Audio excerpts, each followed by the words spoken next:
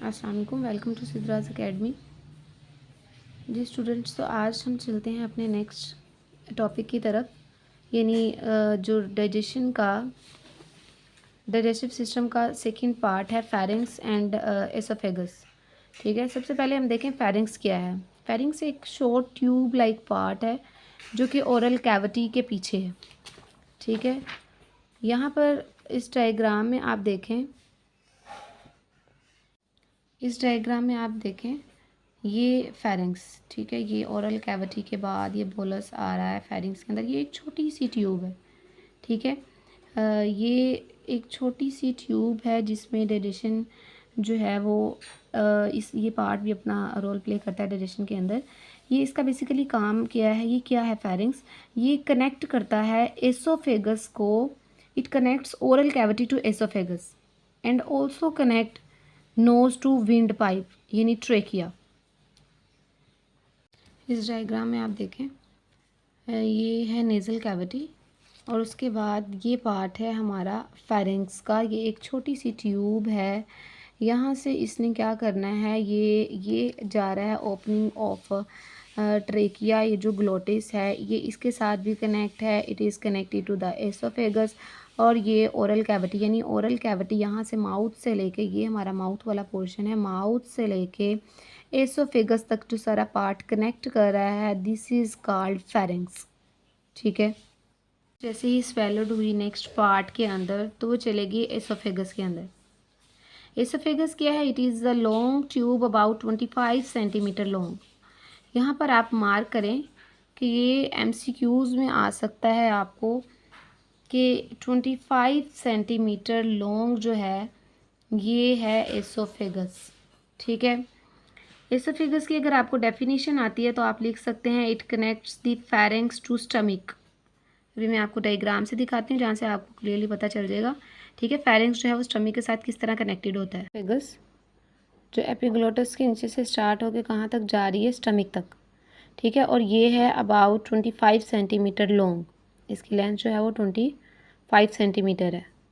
यहाँ पर देखें आप, these waves of contractions move food along the oesophagus to stomach. ये जो वेव्स हैं मसल्स कॉन्ट्रैक्शन की, इनको हम क्या बोल देते हैं, पेरिस्टालिसिस।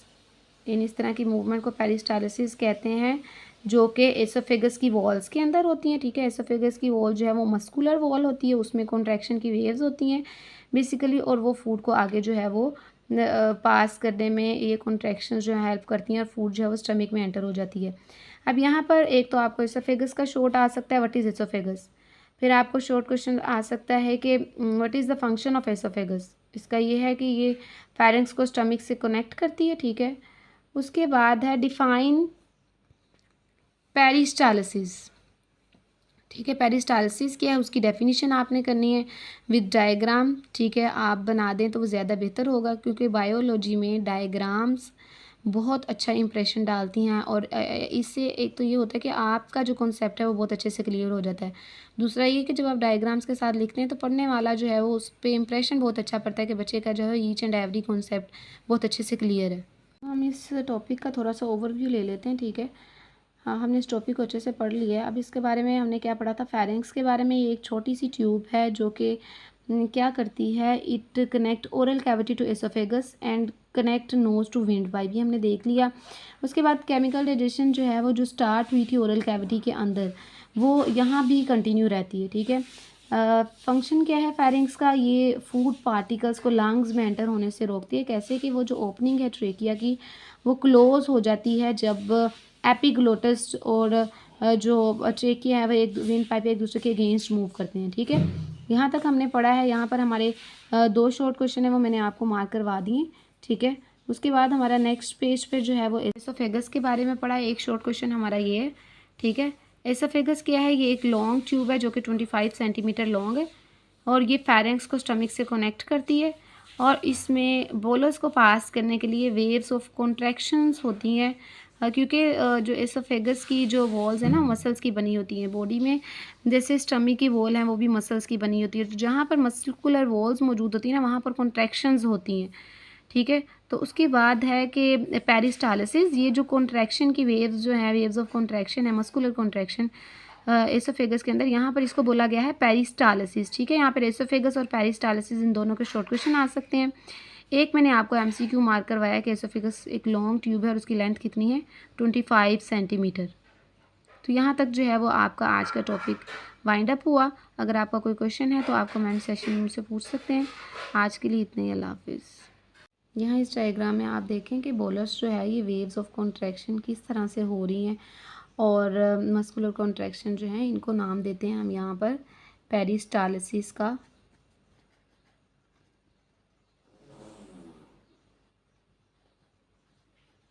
ठीक है, मसल्स जहाँ जहाँ मौजूद होंगे वहाँ पर वेव्स जो है वो मसल्स कॉन्ट्रैक्ट करते हैं। ठीक है, हेल्प करते हैं जो भी वो काम कर रहे होते हैं उसमें। अब यहाँ पर जो मसल्स कॉन्ट्रैक्ट करेंगे तो ये बोलस है, ये रेड वाला पार्ट। तो ये बोलस जो है वो आगे फर्दर मूव करेगा एसोफेगस से होता हुआ। ठीक है, जब ये पार्ट रिलैक्स करेगा तो फिर यहाँ पर आएगा, फिर इस तरह से बोलस मूव करता हुआ स्टमक में एंटर हो जाएगा। ठीक है।